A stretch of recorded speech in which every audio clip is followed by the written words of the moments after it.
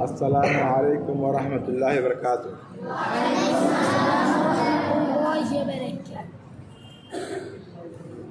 الحمد للہ کما ينبغي لجلال وجهه وعظیم سلطانه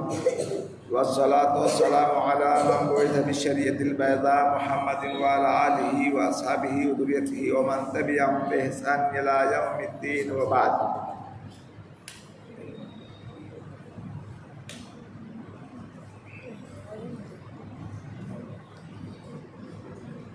برادران اسلام، حاضرین مسجد، انشاءاللہ العزیز آج کا محاضرہ انشاءاللہ اطاعت میں میانہ روی اور درمیانی والا اور اعتدال کے ساتھ اطاعت میں ہمیں حصہ لینا چاہیے۔ بہت زیادہ نہیں کہ تھک جائیں، پریشان ہو جائیں، اور بہت زیادہ کم نہیں کہ ہمارا سستی پر دلالت ہو، بلکہ ہمیں چاہیے کہ ہم اعتدال کے ساتھ عبادت کریں اللہ کی، اور ہر چیز میں وسطیت اور اعتدال کو اپنائیں۔ اللہ رب العالمین کا ارشاد ہے طٰہٰ مَا أَنزَلْنَا عَلَيْكَ الْقُرْآنَ لِتَشْقَىٰ، ہم نے یہ قرآن آپ پر اس لیے نازل نہیں کیا کہ آپ وحشت میں پڑ جائیں۔ اللہ رب العالمین قرآن کو نازل کیے ہیں ہم لوگوں کی ہدایت کے لیے، ہم لوگوں کے رہنمائی کے لیے کہ کن اعمال کو کرنے سے ہم جنت حاصل کر سکتے ہیں اور کن اعمال سے ہمیں بچنا چاہیے کہ ہم جہنم سے بچ جائیں۔ انہی دو چیزوں کو بیان کرنے کے لیے اللہ رب العالمین نے قرآن کو نازل فرمایا ہے۔ اس لیے اللہ رب العالمین نے کہا کہ ہم نے قرآن کو نازل اس لیے نہیں کیا کہ آپ بدبخت ہو جائیں، پریشان ہو جائیں، بلکہ قرآن ایک رہنمائی کی کتاب ہے جو ہمیں بتلاتی ہے کہ ہمیں کیا کرنا چاہیے۔ اسی طریقے سے اللہ رب العالمین کا ارشاد ہے دوسری جگہ سے یرید اللہ بکم الیسر ولا یرید بکم العسر، سورہ بقرہ۔ اللہ رب العالمین ہمارے ساتھ آسانی کرنا چاہتا ہے اور مشکل کا ارادہ نہیں کرتا ہے، اور ہر چیز میں آسانی اور اچھائی اللہ رب العالمین ہمارے لیے سوچ رکھا ہے، اور ہم پریشان نہ ہوں، بلکہ اللہ رب العالمین ہمیں عطا کرنے والے ہیں۔ اور اللہ رب العالمین جو ہمارے لیے احکامات جاری کیے ہیں، کا عبادات میں ہو، معاملات میں ہو، عقائد میں ہو، ہر چیز میں میانہ روی کو اپنانے کا حکم دیا ہے۔ اعتدال کے ساتھ ہمیں عبادت کرنی ہے۔ بہت زیادہ ہم عبادت میں نہ لگ جائیں کہ ہم پریشان ہو جائیں اور پھر ہم چھوڑ دیں، اور بہت زیادہ ہمارے اندر تقصیر بھی نہیں ہونی چاہیے کہ ہم اہمال کریں، سستی غفلت سے کام لیں کہ ہم سے جو مطلوب چیزیں وہ فوت ہو جائے۔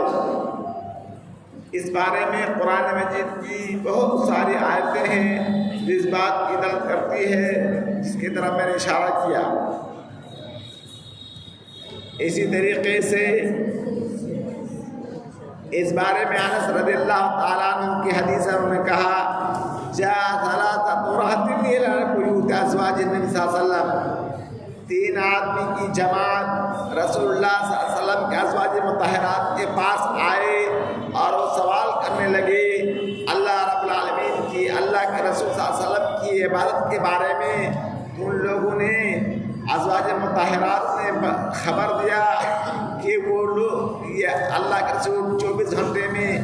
یہ فلاں کام، ایسے کام، نماز پڑھتے ہیں، روزہ رکھتے ہیں، افطار کرتے ہیں، سوتے ہیں، جاگتے ہیں، مہمان نوازی کرتے ہیں، آرام کرتے ہیں، عبادت کرتے ہیں۔ ہر چیز کو جب 24 گھنٹہ کا معمول بتلائے تو ان لوگوں نے کہا تو بہت معمولی سا عمل ہے، شاید ہو سکتا ہے کہ آپ کم عمل کر رہے ہوں، اس لیے کہ آپ معصوم الخطا ہیں، آپ سے غلطی نہیں ہوگی، اس وجہ سے یہ کم عمل کرنے سے کافی ہو جائے گا۔ اور ہم لوگوں کو زیادہ سے زیادہ عمل کرنا ہے، اس لیے ان لوگوں نے اس کو کم سمجھا اور کہا کہ أين نحن من النبي صلی اللہ علیہ وسلم، ہم کہاں ہیں نبی صلی اللہ علیہ وسلم کے مقابلے میں، ما قد غفر له ما تقدم من ذنبه وتأخر، اللہ کے رسول صلی اللہ علیہ وسلم کے اگلا پچھلا تمام گناہ معاف کر دیا گیا ہے، معاف کر دیا گیا ہے، معصوم ہیں اللہ کے رسول۔ تو ہم لوگوں کو کیا، ہم لوگ تو معصوم نہیں ہیں، غلطی ہوتی ہے، شیطان سب کے پیچھے لگا ہوا ہے، اس لیے ہمیں زیادہ سے زیادہ عبادت کرنی چاہیے اور یہ کافی نہیں ہے۔ تو لوگوں نے کیا کہا، ان میں سے ایک نے کہا کہ میں تو اب رات بھر نماز پڑھوں گا اور کبھی بھی سوؤں گا نہیں۔ دوسرا نے کہا کہ میں روزہ رکھوں گا زندگی بھر، کبھی افطار نہیں کروں گا۔ تیسرا شخص نے کہا کہ میں عورتوں سے الگ رہوں گا، میں شادی ہی نہیں کروں گا۔ اس طرح سے تین آدمی نے یہ تین چیزوں کا عہد کی اور رسول اللہ صلی اللہ علیہ وسلم کے ازواج مطہرات سے یہ خبر پانے کے بعد جانے لگی۔ اتنے میں اللہ کے رسول صلی اللہ علیہ وسلم تشریف لاتے ہیں اور کہتے ہیں کہ تم لوگوں نے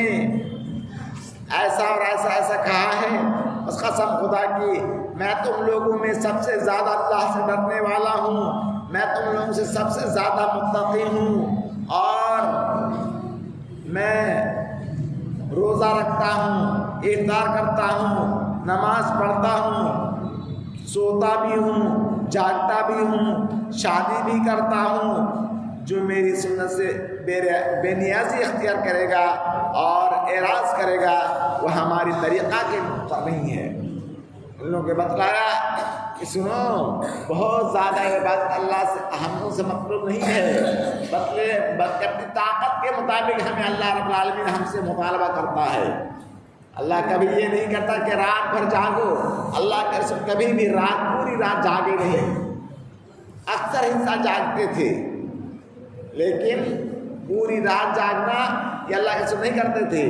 اس دن سے زندگی بھر روزہ رکھنا ایسا بھی نہیں کرتے تھے، بلکہ افطار بھی کرتے تھے، روزہ بھی رکھتے تھے، سوتے بھی تھے، جاگتے بھی تھے، عبادت بھی کرتے تھے،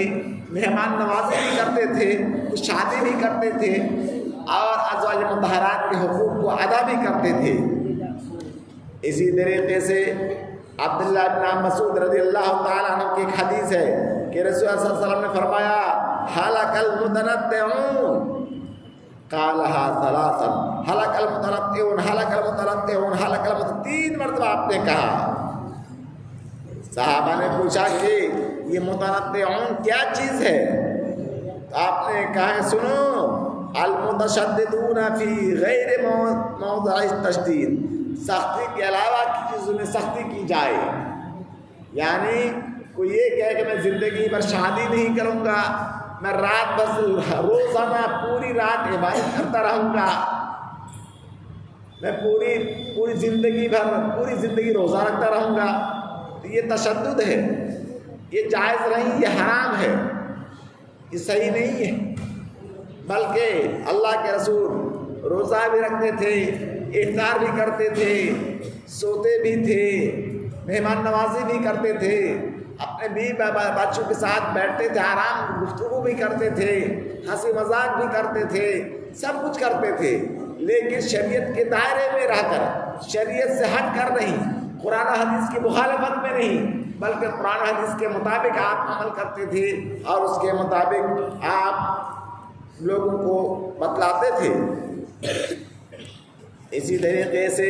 ابو ہریرہ رضی اللہ تعالیٰ عنہ سے مروی ہے، نبی صلی اللہ علیہ وسلم روایت کرتے ہیں کہ اللہ کے رسول نے فرمایا ان الدین یسر،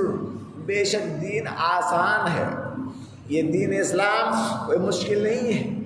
اللہ رب العالمین ہر شخص کے اوپر ان کی طاقت کے مطابق عمل کا مطالبہ کرتا ہے۔ کوئی اگر کمزور ہے تو اس کو نہیں کہا جاتا ہے کہ تم رات بھر نماز پڑھو، تہجد پڑھو، پوری زندگی روزہ رکھو یا تم آدھے دن کا روزہ رکھو، بلکہ جتنے جن کی طاقت ہے، سال بھر میں اگر 1 مہینے کا روزہ رکھ لیا کافی ہو گیا، اس کے بعد اگر کوئی ایک روزہ بھی نفل نہ رکھے تو جنت جانے کے لیے کافی ہے۔ لیکن اگر کوئی یہ جگہ نہیں میں سوموار کا بھی روزہ رکھوں گا، جمعرات کا روزہ رکھوں گا، ایام 20 کا روزہ رکھوں گا، شعبان کا روزہ رکھوں گا، عرفہ کا روزہ رکھوں گا، محرم کا روزہ رکھوں گا، صوم داؤدی رکھوں گا، ایک دن ایسا کرنے والا زیادہ نیکی پائے گا۔ لیکن اگر کوئی روزہ نہ رکھے، نفلی روزوں کا اہتمام نہ کریں، تو انشاءاللہ العزیز اس کے اوپر کوئی گناہ نہیں، کوئی ملامت نہیں۔ اسی طرح سے نماز، 5 وقت نماز کو پڑھ لیا، تہجد نہیں پڑھا، بہت زیادہ نوافل نہیں پڑھا، تو ان کے فرض ادا ہو جائے گی، فرض کی ادائیگی ہو جائے گی، اس کو اوپر کوئی ملامت نہیں۔ اسی طریقے سے کوئی مالدار سے مالدار آدمی کیوں نہ ہو، زندگی میں ایک مرتبہ حج کر لیا تو اس کے حج کی فرائض کی ادائیگی، حج کی فرضیت اس کے اوپر اس سے ساقط ہو گئی اور ادا ہو گئی، اس کا حج ادا ہو جائے گا۔ اور مزید حج اگر نہ کرے تو کوئی لائق ملامت نہیں، کوئی تشدد کرنے کی ضرورت نہیں اس کے حق میں۔ تو اسلام ہر چیز میں میانہ روی کو اپنانے کے لیے حکم دیتا ہے کہ ہم درمیانی والا کام کریں اور تشدد نہ اپنائیں۔ اس طریقے سے رسول اللہ صلی اللہ علیہ وسلم کی یہ حدیث ہے اور یہ ان کا عمل ہے کہ ہمیں بھی چاہیے کہ ہم زیادہ تشدد نہ برتیں، ہلاک نہ ہو جائیں۔ تشدد کرنے والا ہلاک ہو گیا۔ اللہ کے رسول 3 آدمی کو بہت ڈانٹا، جو 3 آدمی کہہ رہے تھے کہ اللہ کے رسول یہ معمولی عمل ہے، جو بھی وہ تو اللہ کے رسول کے اگلا پچھلا تمام گناہ معاف ہے، اور ہم تو گنہگار ہیں، خطا کار ہیں، غلطی کرتے رہتے ہیں، تو ہمیں بہت زیادہ عبادت کرنی ہوگی۔ ان میں سے ایک نے کہا تھا کہ میں زندگی میں روزہ رکھتا رہوں گا، ایک نے کہا میں شادی ہی نہیں کروں گا، شادی کروں گا تو بیوی بال بچے کے حق ادا کرنے ہوں گے، اس میں ٹائم دینا پڑے گا، اس کی خبرگیری کرنی پڑے گی، میں شادی ہی نہیں کروں گا اور پوری زندگی عبادت میں لگا دوں گا۔ تیسرے نے کیا کہا تھا کہ میں شادی نہیں کروں گا، اور تیسرے نے کیا کہا تھا کہ میں زندگی میں روزہ رکھوں گا۔ اور تو اللہ کے رسول نے کہا کہ سنو، میں تم لوگوں میں سب سے زیادہ میں عورتوں سے شادی نہیں کروں، ایک کہ شادی نہیں کروں گا، کہ ہمیشہ روزہ رکھوں گا، اور میں کہ رات بھر نماز پڑھوں گا، رات بھر نماز پڑھوں گا، روزانہ رات بھر نماز پڑھوں گا، دن میں تھوڑا سا سو لوں گا۔ یہ بھی صحیح نہیں ہے۔ ان تینوں آدمی کو آپ نے ڈانٹا، سمجھایا اور کہا کہ سنو، میں جو عمل کرتا ہوں تم لوگ اس کو کم سمجھتے ہو، یہ کم نہیں ہے، بلکہ اللہ کو راضی کرنے کے لیے، اللہ کو خوش کرنے کے لیے، جنت حاصل کرنے کے لیے، جہنم سے بچنے کے لیے یہ ہمارا عمل کافی ہے۔ تم لوگ بھی اسی طرح عمل کرو جس طرح سے میں عمل کرتا ہوں، اور اس سے بھی کم کرو، تو کوئی حرج کی بات نہیں ہے۔ تم لوگ یہ کہتے ہو کہ میرا اگلے پچھلا گناہ معاف ہے، اسی سے میں کم عبادت کرتا ہوں، نہیں، میانہ روی کو اختیار کرنے ہوگا، درمیان کو اختیار کرنے ہوگا، اعتدال کو اپنانے ہوگا، بہت زیادہ افراط نہیں، بہت زیادہ تفریط نہیں، بہت زیادہ نہیں کرنا ہے، بہت کم سستی کاہلی بھی نہیں کرنی ہے، بلکہ ہمیں میانہ روی سے درمیانی والا عمل کرتے رہنے ہوگا زندگی بھر۔ اسی طریقے سے اس حدیث کا معنی یہ ہوا کہ ہم اللہ کی ہم عبادت کرتے رہیں اپنے نشاط کی حالت میں، اور جب دل فارغ البال ہو، اللہ کی طرف مائل ہو، اس طریقے سے کہ ہمیں عبادت میں ہمیں لذت آتی ہو اور تھکے نہ، اور اسی طریقے سے ہمارا مقصد حاصل ہو جائے گا۔ مسافر چالاک مسافر چلتے رہتا ہے ان اوقات میں اور آرام کرتا ہے، اس کے وقت میں زندگی پھر وہ منزل مقصود کو پہنچ جاتا ہے بغیر کسی تھکان کے۔ تو ہمیں چاہیے کہ جو ہم عبادت کریں، مثلا کسی کو بہت زیادہ نیند آ رہی ہے، بہت زیادہ نیند آ رہی ہے، تو چاہیے کہ سو لے، اطمینان ہو جائے، نیند پوری ہو جائے، اس کے بعد نماز پڑھے۔ اسی طرح سے کوئی شخص بھوکا پیاسا ہے اور کھانا آ گیا، اذان اقامت ہو تو کیا کرے گا؟ پہلے کھانا کھا لے، ورنہ اس کا دل لٹکا رہے گا کھانے کی طرف۔ پہلے کھانا کھا لے، اطمینان سے کھا لے، اس کے بعد جا کے نماز پڑھے، عبادت کرے، روزہ رکھے، حج کرے، زکوٰۃ دے۔ اس طریقے سے ان کو کرنا چاہیے۔ اور اسی انس رضی اللہ تعالیٰ عنہ سے یہ بھی مروی ہے کہ اللہ کے رسول صلی اللہ علیہ وسلم ایک مرتبہ آ کر مسجد میں داخل ہوئے تو ایک آدمی کو دیکھا کہ ایک رسی کو لٹکائی ہوئی ہے دو کھمبوں کے درمیان میں، اور کہا کہ یہ رسی کیسی ہے؟ لوگوں نے کہا کہ یہ فلاں کی رسی ہے، اور اس پر لٹک جاتا ہے اور تاکہ نیند نہ آئے اور سونے وسلم کا اس کو کھول دو،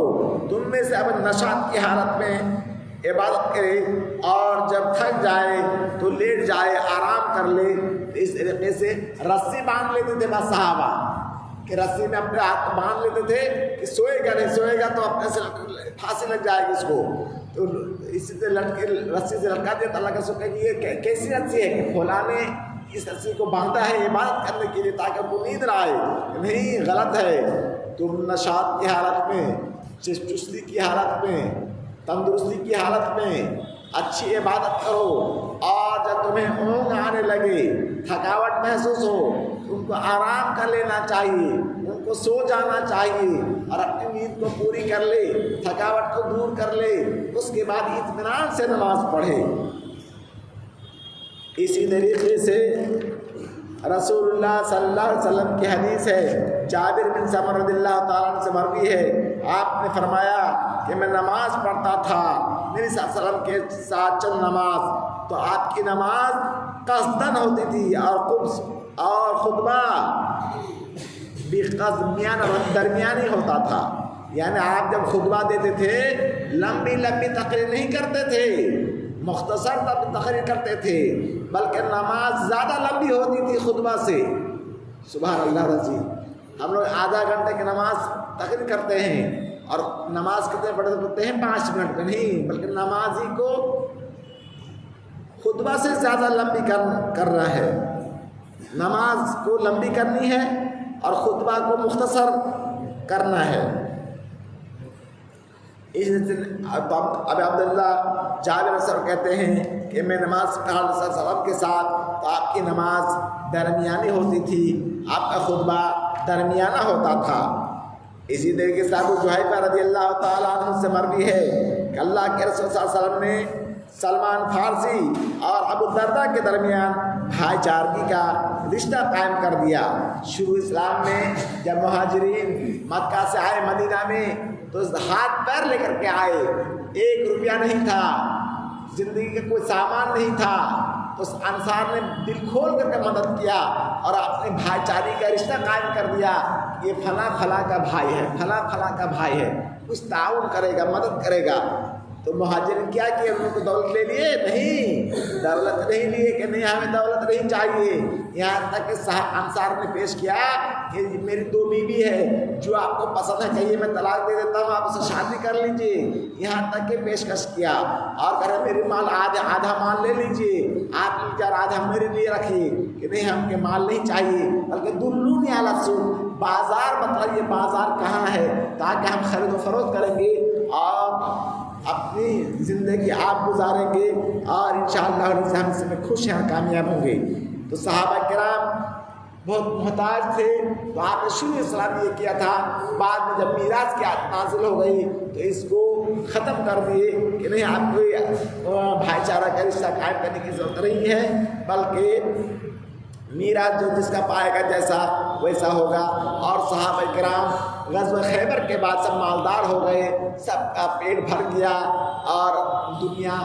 بہت زیادہ آنے لگی اور سب مطمئن ہو گئے۔ تو اسی طریقے سے نبی صلی اللہ علیہ وسلم کا واقعہ کہ آپ نے سلمان فارسی اور ابو الدرداء کے درمیان بھائی چارہ کا رشتہ قائم کیا۔ تو سلمان اپنے بھائی ابو الدرداء سے ملاقات کرتے ہیں، ام الدرداء کہتی ہیں کہ جب مجھے انہوں نے دیکھا کہ پراگندہ حال ہوں تو کہا کہ ماں شان ہو کہ اے میری بہن تمہارا کیا معاملہ ہے؟ تو ام الدرداء نے کہا کہ آپ کا بھائی ابو الدرداء دنیا سے ان کو کوئی مطلب نہیں ہے، اور جب ابو الدرداء آئے تو اس کے لیے کھانا تیار کیے اور کہ کھائیے، تو کہہ رہا میں روزے سے ہوں کہ نہیں میں اس وقت تک نہیں کھاؤں گا یہاں تک کہ آپ کھانا کھا لیں۔ فاکلا، تو ابو الدرداء نے جب کھانا کھایا تب سلمان فارسی نے کھانا کھایا، جب رات ہوئی تو اس ابو الدرداء کھڑے ہو گئے، قیام کرنے لگے، تو سلمان فارسی نے کہا کہ سنو بھیا، ابھی بہت وقت ہے، ابھی سو لو تھوڑا سا۔ پھر سو گیا کہ جب تھوڑی دیر گزرا تو کہا کہ اب سو، پھر اب اور سو جا تھوڑا سا۔ جب آخر رات، جب تہائی رات باقی رہی تو سلمان نے کہا کہ اب کھڑے ہو جاؤ، تو دونوں نماز پڑھے۔ تو سلمان نے کہا کہ دیکھو، تمہارے رب کا تمہارے اوپر حق ہے، تمہاری نفس کا تمہارے اوپر حق ہے، تمہارے بیوی بال بچوں کا تمہارے اوپر حق ہے، ہر شخص کو اس کا حق ادا کرو۔ تو نبی صلی اللہ علیہ وسلم جب آئے اور اس کا پورا تذکرہ کیا گیا تو نبی صلی اللہ علیہ وسلم کے صدق سلمان نے بالکل سچ کہا ہے کہ نماز بھی میانہ روی سے پڑھو، روزہ بھی رکھو تو میانہ روی سے روزہ رکھو، تمہارے بیوی کا حق ہے، تمہارے پڑوسی کا حق ہے، تمہارے جسم کا حق ہے تمہارے اوپر کہ سو جاؤ، آرام کرو، نفس کو تکلیف نہ دو زیادہ، سب کچھ کرو۔ تو اس طریقے سے ابن عباس رضی اللہ تعالیٰ عنہ سے حدیث ہے، انہوں نے کہا اس کے بھی صلی اللہ علیہ وسلم خطبہ دے رہے تھے، ایک آدمی کھڑے ہو گئے اور سوال کرنے لگے۔ لوگوں نے کہا کہ ابو اسرائیل نقائیں یقوم فی الشمس ولا یقوم، کہ ابو اسرائیل نے نظر مانا ہے کہ وہ کھڑا رہے گا دھوپ میں اور بیٹھے گا نہیں، اور کسی سے گفتگو نہیں کرے گا، سایہ حاصل نہیں کرے گا، اور روزہ رکھتا رہے گا۔ سلام نے کہا کہ اس کو حکم دو گفتگو بھی کرے، سایہ بھی حاصل کرے، اور بیٹھے بھی، اور اپنے روزہ کو پورا بھی کرے۔ اس طریقے سے سب کچھ کرنا ہے، ہمیں گھر جانا ہے، سونا بھی ہے، جاگنا بھی ہے، محنت بھی کرنی ہے، کھانا پینا بھی ہے، ہر چیز میں میانہ روی، ہر چیز میں اعتدال، ہر چیز میں وسطیت۔ ہم امت وسط ہیں، جعلنا کو امتا وسطا، اللہ رب العالمین نے ہمیں میانہ روی والی امت بنایا، بیچ والی امت بنایا۔ تو ہمیں چاہیے کہ ہم اس میانہ روی کو اپنائیں۔ اب اللہ رب العالمین سے دعا ہے کہ اللہ تعالیٰ ہمیں عبادت کرنے میں، جاگنے میں، محنت کرنے میں، ہر چیز میں میانہ روی کو اپنانے کی توفیق دے، تاکہ اللہ کے حق کو ادا کر سکیں، حقوق اللہ کو ادا کر سکیں، حقوق العباد کو ادا کر سکیں، میاں بیوی کے حقوق، بیوی بال بچوں کے حق ادا کر سکیں، پڑوسی کے حق ادا کر سکیں، اپنی نفس کا حق ادا کر سکیں۔ وآخر دعوانا الحمد للہ رب العالمین، والسلام علیکم ورحمۃ اللہ وبرکاتہ۔